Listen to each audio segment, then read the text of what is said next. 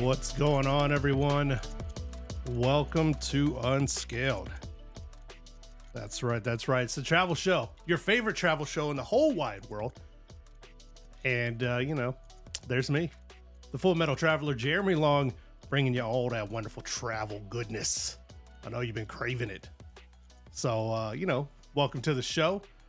We're going to have fun like we always do. We're going to have some laughs, and we're going to talk about one of my favorite places in the entire world. And I know I say that a lot about a lot of places, man.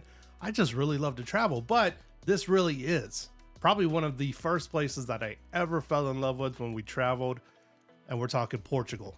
The whole country, the whole darn country, we're talking about it. And we're going to have a good time doing it. With me, as always, is my beautiful, talented, lovely wife, Amy. Hello. Come on, man. Sounded sultry. Get out of here. The acclaimed romance author and children's book author, Amy Long, joins us. And we're, Amy, we're kidding around here a little bit about Portugal, but I'm not kidding that much. No, you're not. It's the first time we were ever on vacation and you said, I want to move here. And we've been to a few different places, and I've said that before, but this was the first time you said that. And if you're listening, I'm not joking. Before the second day was over, he had already looked into what we would need to do to move to Portugal and kept talking about it for the rest of the trip. To the point where she was finally having to tell me, I was like, hey, bro, okay, come on. Let's just have fun. Yeah. Stop looking at real estate. Stop looking at all that stuff. We got different things going on. You can't do that right now. But if money was no object, if time and all of those other things were no object, I would have me a place in Portugal. Why? Well, we're going to get into all of that. In this show, we're going to talk first off about, we're going to answer some common questions that people have when planning a trip to Portugal for the first time, or maybe going back again, the second time or after, pandemic and stuff. Then a little bit later in the show, we're going to talk to Clint Henderson. He is the managing editor for thepointsguy.com. There are some new travel restrictions and parameters that are coming up around the corner. It might be a few months, it might be a year from now, but they are coming. That's going to require certain things of Americans whenever they want to visit a lot of Europe. I'm going to say 30 plus nations in Europe. And so he's going to explain all that and what you need to know, and when it's coming, how it's going to affect you when you travel, all of that. Then we're going to give you a customized 3 or 4 day itinerary. If you are looking at traveling to Portugal, what we've done, the mistakes we made, what we've learned from it, we're going to share it all with you. So this is one of those episodes that's jam-packed, full of good information. It's meaty. I like my information. I'm not going to finish that. So, nope. Nope. Well, we're going to move on. I'm going to get muted. We're going to answer some common questions first off. One of the, we've been asked this directly, and we see it in chat rooms and stuff like that. All. Did you just say chat rooms? Well, forums, chat rooms. I'm old, man. That's AOL. He just dated himself. Wow. Oh man, chat rooms. Oh, my heart hurts. My old heart. One of the first questions that people usually ask when planning a trip to Portugal, of course, is when is the best season to go? When is the best time to go? Experts usually say spring. That's kind of when we went. I think we went, beginning of March? It was in March. I can't remember when exactly, but it was 22 last year in March. Sorry, my brain just stopped. Yep. It was nice. However, spring seems to be the same everywhere, in that one day it's going to rain, one day it isn't. So, man, I'm telling you, it rained at least 2 whole days. Right. While we were there, which didn't stop our sightseeing. We still got out. I mean, we were still in Portugal. We were still going to make the most of it, but I loved it everywhere we went. People were like, man, well, it hasn't rained like this in a long time. And I'm like, well, all you needed was me to visit your country, because it rains everywhere I go. And not just a little sprinkle. heavy, heavy rain. Someone's telling me something. I'm not listening. But yeah, it was a downpour. Especially like our last day. Right. Our last day was pretty heavy. Another kind of question that you get off of that is like, when is the best time to buy a flight? Now, most flights, or most, I would say most airline companies, generally about 6 or 7 months out, because that's when they release their schedules for buying flights. So that's probably about as far out as you can go. If you could buy 2 years in advance, that would be awesome. But can't really do that anymore. So the best time to buy a flight is whenever you see a good deal, whenever you see a deal that fits your budget, because the way flights, the algorithms now that control flight prices, the way they jump up and down. Now there are services like we have a subscription to, it's called Going now, but it used to be Scott's Cheap Flights. It's a pretty good service. They send you, when they find fares, like low fares from your airport to destinations around the world, they send it out to you. So, and I think their yearly annual pass is like, I want to say it's less than $50. Right. It's not very much. Yeah. But so the caveat to that, and I think what you're trying to say is when you see a good deal, you have to jump on it because it's not going to last. In fact, I traveled yesterday and I heard the guy behind me on the plane saying he had looked at the plane tickets 2 weeks ago. They were $150 for the flight we were on. He logged out, logged back in. They had jumped up to $250, and then he didn't have something. I don't know. For some reason, he had to log back in again, and when he logged back in the third time to actually pay for it, his flight was over $300. Within a 10-minute time frame, his flight doubled in price. So when you see a good deal, you have to buy it right then. Yeah. Don't refresh your screen. Buy the flight. Yep. Buy the ticket, take the ride. Right. The next probably most common question is, will my cell phone work? Most U.S. carriers like T-Mobile, they do have international packages.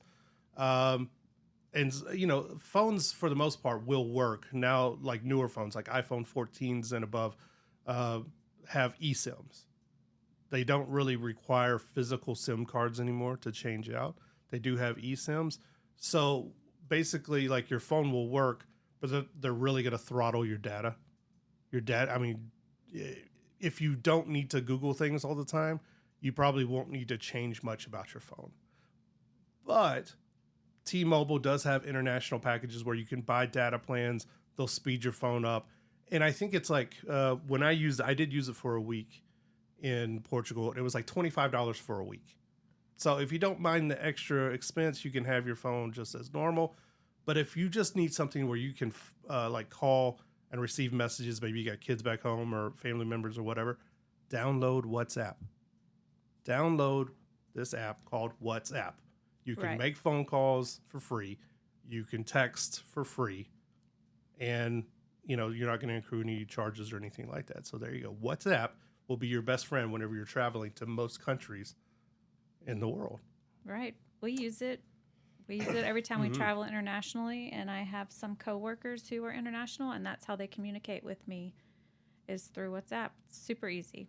Yeah. Another couple questions. Do they have Uber? Yes. In the cities. They have Uber in Porto. They have it in Lisbon. And some of the bigger cities around Portugal, you're going to have Uber. Smaller cities, no. But it's kind of like here in the U.S. or something. Right. Do they speak English? Yes. A lot of places. Most places. They are, I don't know how to say smarter. They are more culturally, they're taught multiple languages at a younger age. And yes, a lot of places do. It's very westernized. Right. It's very westernized, and it's catered to English-speaking tourists.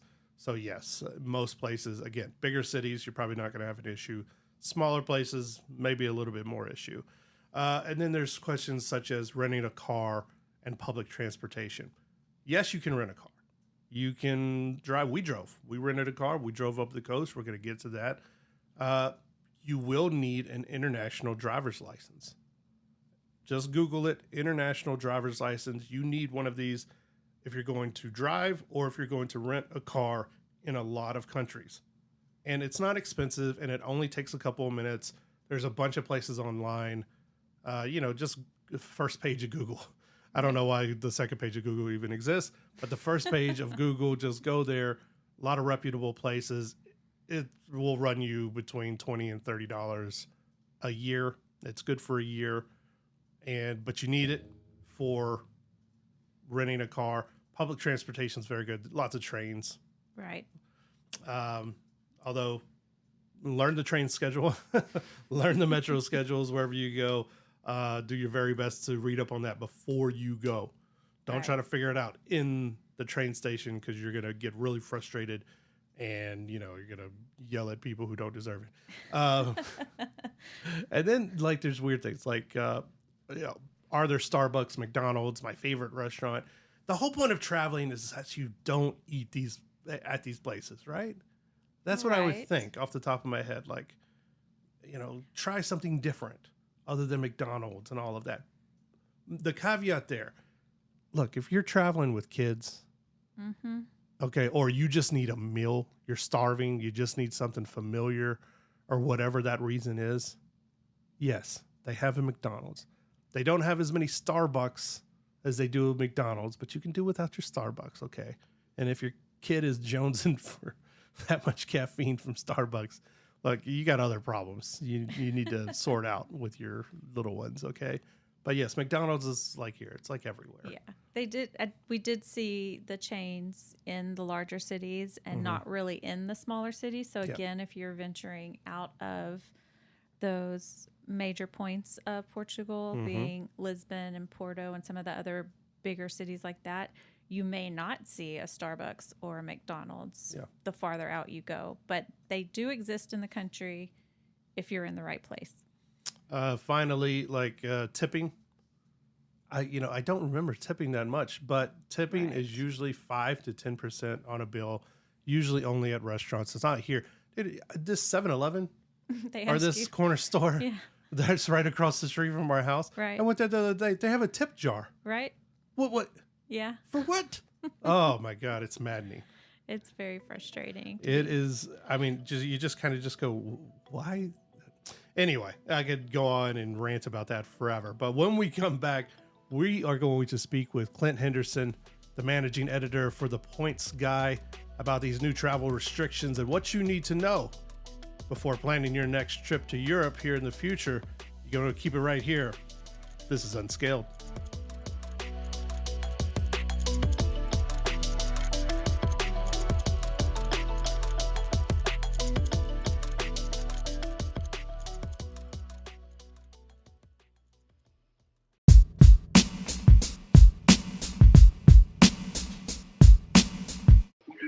Hi, everyone. Welcome back to Unscaled. Jeremy Long here. We're talking everything travel this morning, of course. And now we shift our focus over to the broader scope of Europe. And, the travel landscape is set to change in 2024 as 1.4 billion people from visa-exempt countries will now have a new set of rules and parameters to enter over 30 European countries, including, popular places like France, Italy, Spain, and the like. Here to explain a bit more about these new travel requirements is Clint Henderson, the managing editor at The Points Guy. Thank you so much, Clint, for joining us. Thanks for having me. Well, let's just kick it right off. First, can you give us some details about what these changes are? Yeah, so essentially the European Union has been talking about doing an ETIAS system for some time now.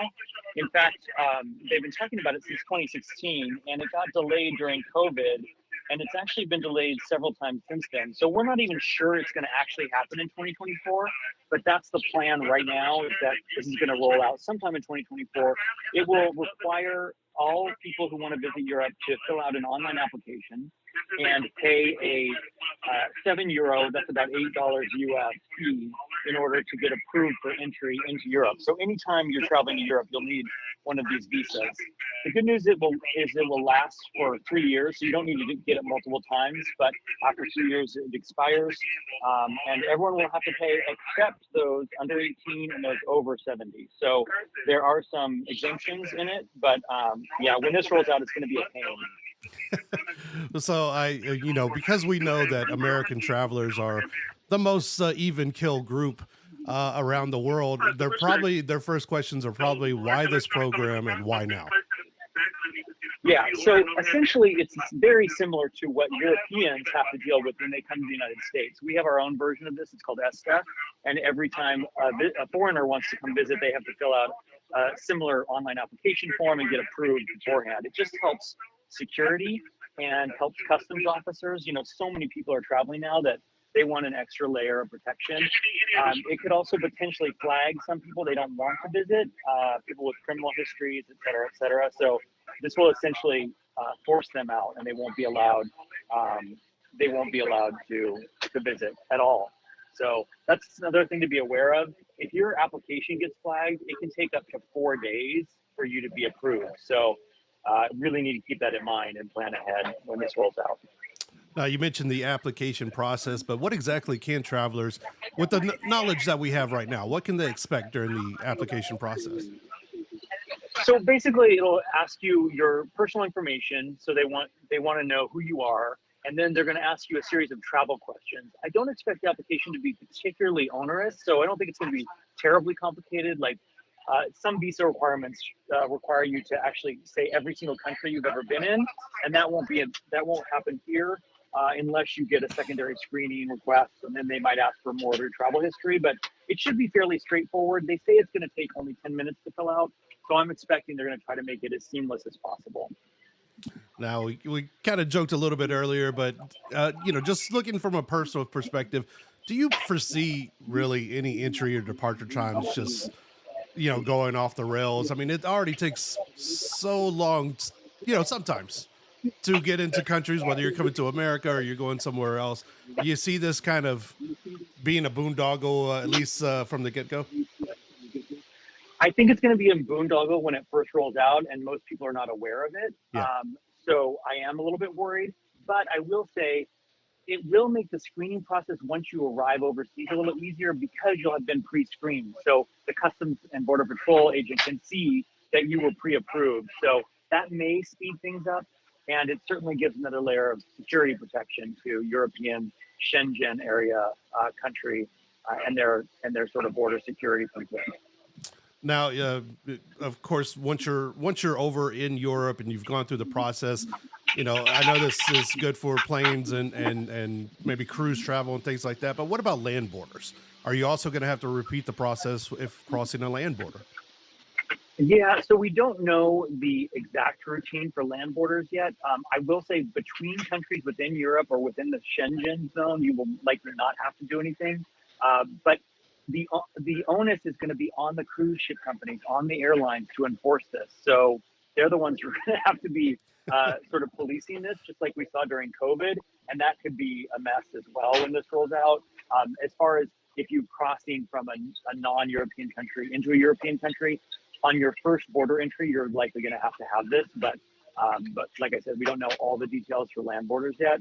I am worried about the impact on airlines. So now we mentioned, of course, this largely affects European Union countries and everything. Do you see or foresee anything like maybe the UK or Ireland or places like this adopting something similar to this in the future?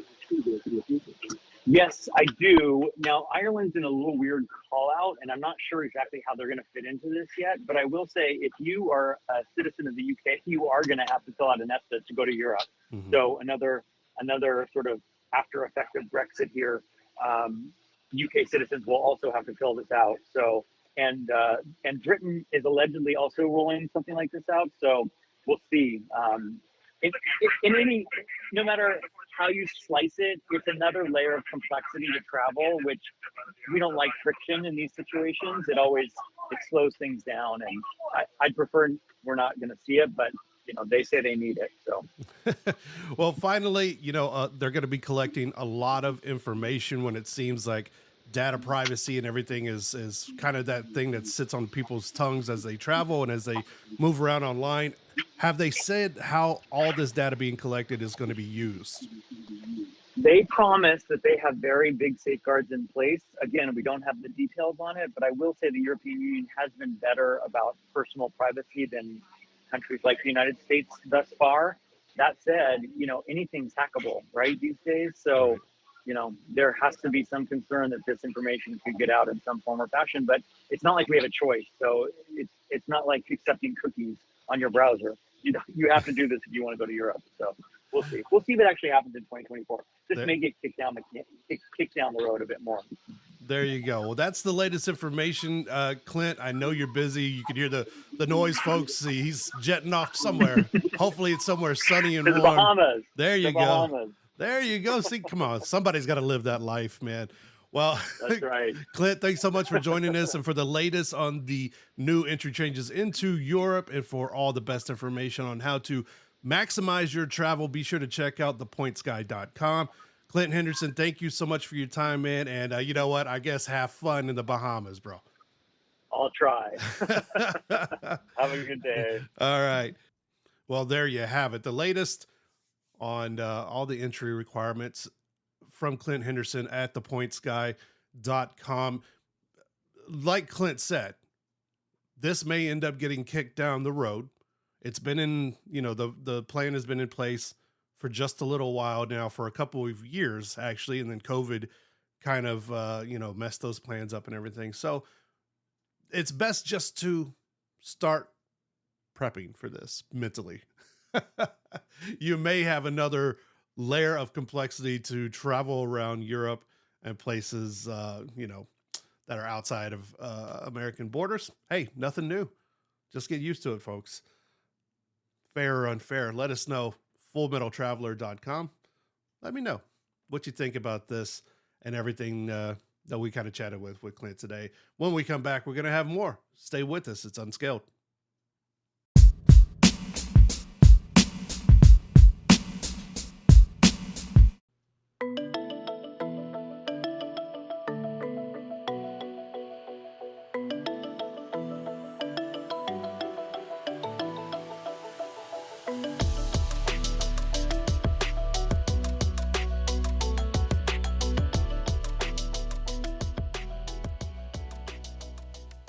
Welcome back to Unscaled. Jeremy Long, the Full Metal Traveler. For all of our past interviews and episodes, please go to fullmetaltraveler.com. Or if you just like to see pictures of me and go, who is this idiot? Who is this Momo here talking about things? Anyway, we're talking about Portugal today. Earlier in the show, we answered some common questions that people like to have answered before they travel to Portugal. Then we just spoke to Clint Henderson, the managing editor at thepointsguy.com, who filled us in on that lovely set of travel rules and restrictions that is now going to haunt my waking dreams. Nothing we could do about it. They've been planning it for years. It's going to be happening. An entry fee, about $7. It's only $7 and it's good for a while, but still, it's the principality, Smokey. But I guess turnabout is fair play because the U.S. has been doing it to foreigners for years now. So I guess we're getting ours. So I'm here with my co-host, Amy Long. Hello. We are doing the thing. Talking travel, talking Portugal. So, we've answered questions. We talked about some travel restrictions, and now we're going to give you a kind of a breakdown of maybe a 3 or 4 day itinerary, maybe some ideas. Now, you don't have to do these exact things. This is what we did, and this is for more of a couple, or maybe if you're traveling with another couple or something like that. We didn't do a whole lot of kid stuff. No. In this one. So that is the precursor to this. We didn't do a whole lot of kid stuff. It's not a whole family itinerary, but I think you can still take pieces of what we've done and add it to your own thing, because we had a really phenomenal time. So right, we were there right at 4 days, and we packed it full of stuff. We like to do a lot of sightseeing, so we kind of covered a lot of ground and a lot of different things to see that could easily, maybe depending on how your kids are, they might find it interesting, or you know what, maybe you do what we did and you just make it a couple's trip. Yeah. It is a very lovely place. I don't know if you've ever thought of Portugal as romantic, but I do now. Oh, do you? I do. Get out of here. Yeah. Okay. So after arriving, now if you've been to the website, if you've listened to the show before, we firmly believe in elevated experiences. What does elevated experience mean? It is not necessarily luxury. Luxury means something. I think there's a hard definition with luxury, as far as like places you stay or places you eat. Elevated could be just, I always explain it as going from economy class to business select or something. Oh, you're just getting a little bump up. You're getting a little bit better chair, a little bit more leg room, a little bit, so we try to do that thing. We are not in the age group anymore where we are going to stay at hostels. No. We typically are not, when we go out to eat in foreign countries, we are not going to go to a McDonald's if we can avoid it. Right. Saying that we have, but we try not to. But we try not to. Okay, so some of these things are going to come down to taste of your personal preference and your personal budget. That's, these are my trigger warnings. I'm letting people know in case you get offended by the fact that some money was spent in some places on this trip. I just letting you know. So saying that, we did do the first half of this trip in what I would call luxury. Mm-hmm. And then I won't say declined the luxury level, but we moved from a higher scale luxury to probably more of a regular level type of experience. Mm-hmm. Yeah, we definitely ramped it down. Okay, so first, after arrival, we answered the question earlier. Do they have Uber? Yes. We took Uber from the airport to a beautiful, beautiful resort. That is a Ritz-Carlton. It's called Penhalunga. Lovely. It is a gorgeous, gorgeous property.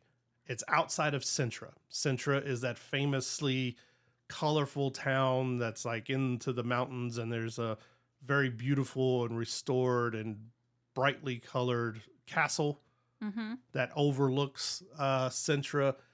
It's hundreds of years old. It was often like the playground of the kings of Portugal and their royal courts and all of that stuff, and where they went to just kind of relax, because being king is hard. So it's this beautiful property. So Penhalunga is where we stayed. And if you're a golf enthusiast, it is a golf course property. It's a highly rated golf course. It is it has a 27-hole course on property.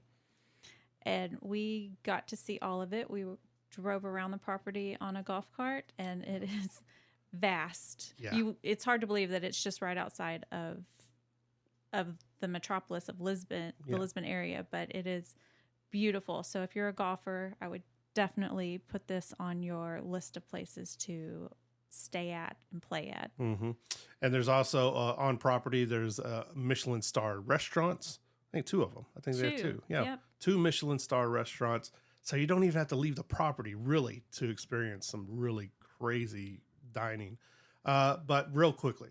So we go and check in, which is just, it's Ritz-Carlton. If you stayed at one here in the U.S., boom, you know what to expect when going to Europe. Maybe even a touch up because, it's Europe. Nearby, we drove a little bit over to, I'm going to totally butcher the names here. Casal Saint Maria. It's a winery. It's not too far away. Maybe a 20-minute drive. Yeah, it wasn't very far at all. But it's an old winery. It's super, super nice. They'll give you a private tour of the winery grounds. Well, it's a vineyard and winery. Oh, it's a vineyard and winery. Yes. So we toured the vineyard, which isn't huge. We were able to walk the whole property in about 15, 20 minutes. And then we went into the winery itself and explored that. And it's this old, gorgeous house. And like the basement it has these huge barrels in it. We have so many pictures, but it was gorgeous. And then of course there was the wine tasting after. But our guide was very knowledgeable and was talking about the history of the property and the family that owned it. And it was so fascinating that, of course, we ended up buying wine and bringing it back. And now we look for this wine everywhere we go. To see if we can find it. And right in the middle of the property, probably one of their most famous things is they have a humongous dragon blood tree. Right. That was planted there, hundreds of years ago, and has been with the property ever since. And so it's really something you got to see to believe. It's Castle St. Maria. All of this is going to be on fullmetaltraveler.com too. Our whole itinerary is going to be under this episode. From Castle St. Maria, we drove to Cabo de Roca, which is the westernmost point in Europe. There's like a lighthouse and a beautiful statue, and it's the coast, and it's dropping cliffs, and it's water, and it's all that excitement. But Cabo de Roca... I'm totally butchering these, man. I should have practiced the names before we started. So Castle St. Maria Vineyard and Winery over to Cabo de Roca, which is the westernmost point in Europe. Then we drove down the highway there, the road from down to, what was the name of that town? It's called Cascais. Cascais. Yep. Cascais is it's a beach town. Swanky. It's a swanky beach town. It's a fancy beach town, and there's a marina. They said that the Prime Minister of Portugal is often seen there at the beach. Yeah, Ronaldo has a place. Right. I think his place was under construction. So if you like soccer star Cristiano Ronaldo has a huge house there. And then, so we did that, saw the sites at Cascais, and that was kind of the day. It's only like 3 or 4 places, but really if you tour the winery and vineyard, if you drive over and take pictures and everything, Cabo de Roca, and then make the time to go to Cascais, that's like a whole day. We finished that day off eating dinner at one of the Michelin star restaurants that were there at back at Penhalunga. At Penhalunga. Yeah, we ate at, I believe it was Lab. Is that what it's called? I think that's the one that we ate at. Yeah, that sounds right. That sounds about right. Well, there's 2 of them. There are 2. And the interesting thing is, if I'm remembering correctly, they're both in the same space, but one side is one Michelin star restaurant and the other side is the other restaurant. So that's why we're a little confused on which one we actually ate at, because you walk through the same door.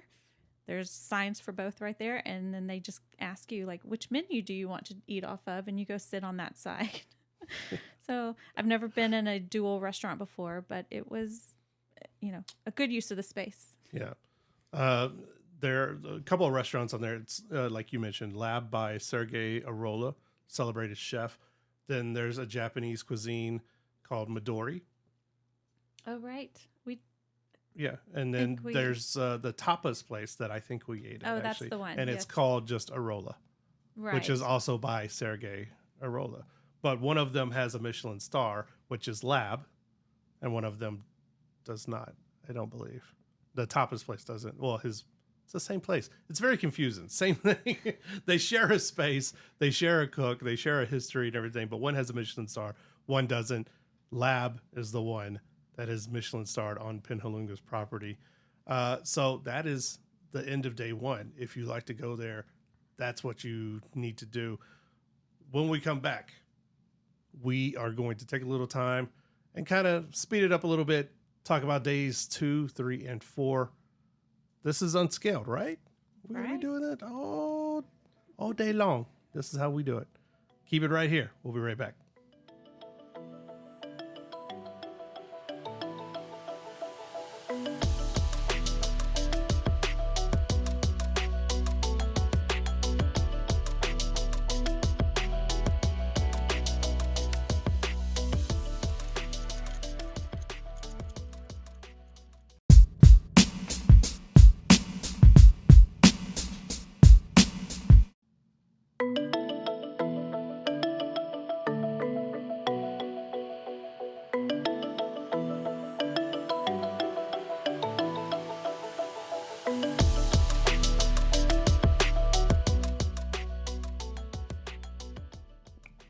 welcome back to Unscaled. It's Jeremy Long, the Full Metal Traveler. We're talking itineraries for Portugal. The whole darn show's about Portugal today. We gave you day one. Now we're going to fly through some other suggestions for your time in Portugal, if that's what you're doing. Here with my lovely co-hosts, Amy Long. Hello. All right, Let's talk Portugal. All right, so we were talking about Penhalunga, the beautiful Ritz-Carlton resort, and all the things to do around that area. So there, day two, we took our car, with Porto in mind. Porto is about, 4 or 5 hours north. Right. By car. Had quite the adventure. Yes. And no, let me answer another question. You drive on the same side of the street. We thought it was going to be left side like old England and stuff like that. No. You drive on the regular side of the street just like America. So nothing about that. And the steering wheel on the same side. Yep. So no issues there in case you were wondering. But we were making our way up to Porto. You got to understand gas is expensive. Very. In Europe right now because they fill their cars by the liter. It's not by the gallon like here, it's liters. So when you see gas prices at like $1.85, they mean per liter. Right. Or $2 or whatever it is.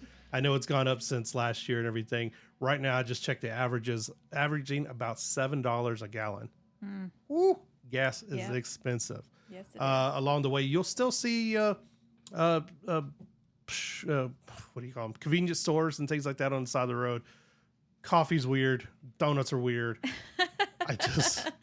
He says coffee's weird, Portugal does not believe in a lot of coffee to go. Yeah. They want you to sit and enjoy your coffee. So when we stopped to get gas, it was raining pretty hard. We ran in to get coffee.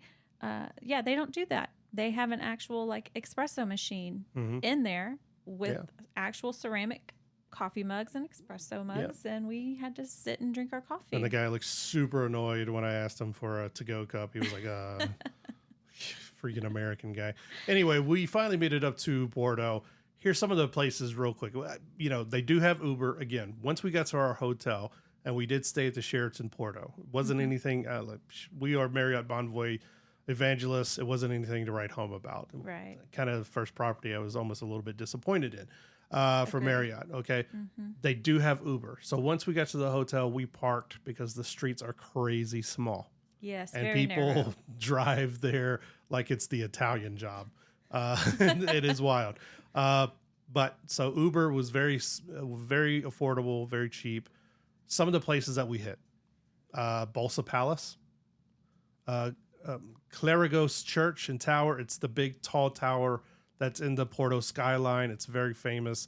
It's like 200 and something steps up to the top of the tower. We didn't do it because it was already, I think, late in the evening. It was pretty late in the evening, but we did go into the church and walk around. The church is stunning. It was lovely. I was taking pictures. Glass. Yes. I interrupted people's prayers. I felt so bad. But the church is lovely. And no one threw anything at me, like holy water or anything.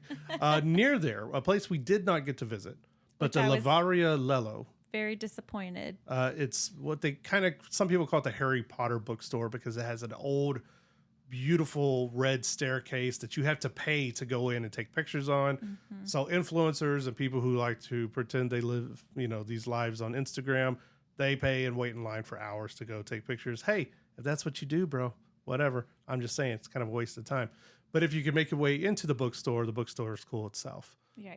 And so that is kind of what we did for day two.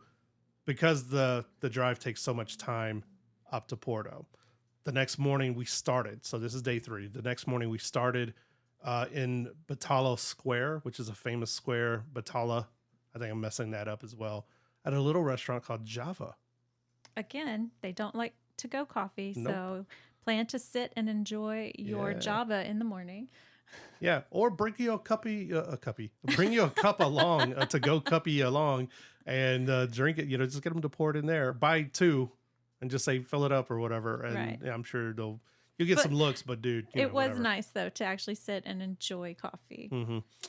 From there, we explored some beautiful back alleys. Made our way down to St. Lawrence Church. That's St. Lawrence Church.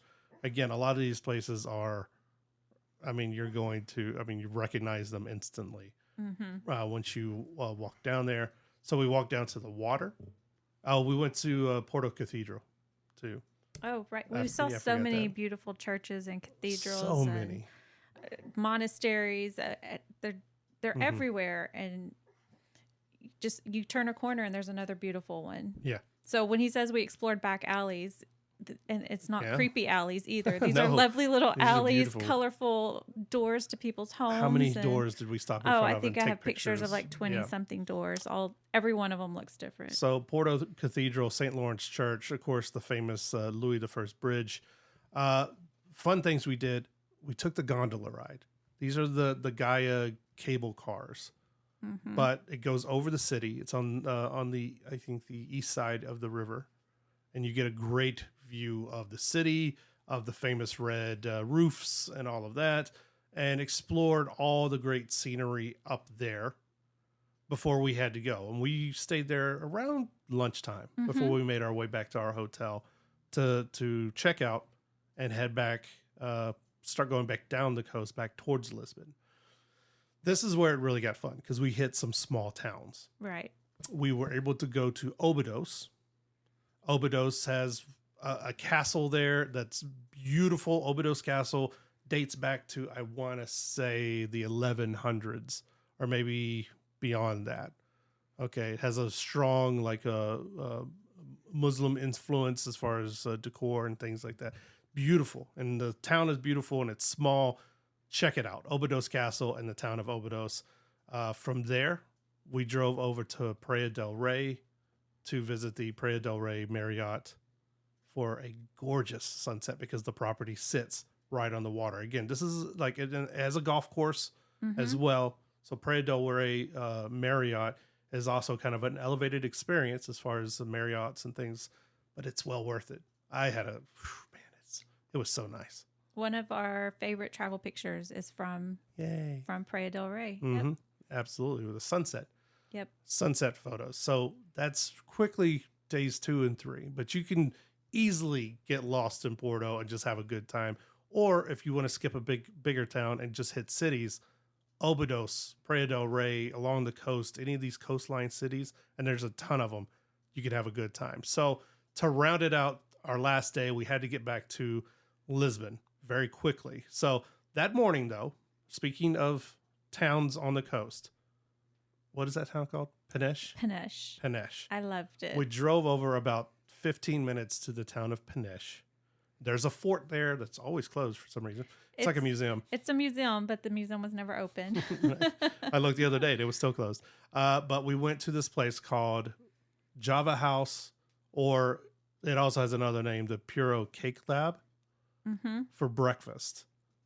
Wonderful coffee, cappuccinos, lattes, all kinds of stuff. Bakery / coffee shop.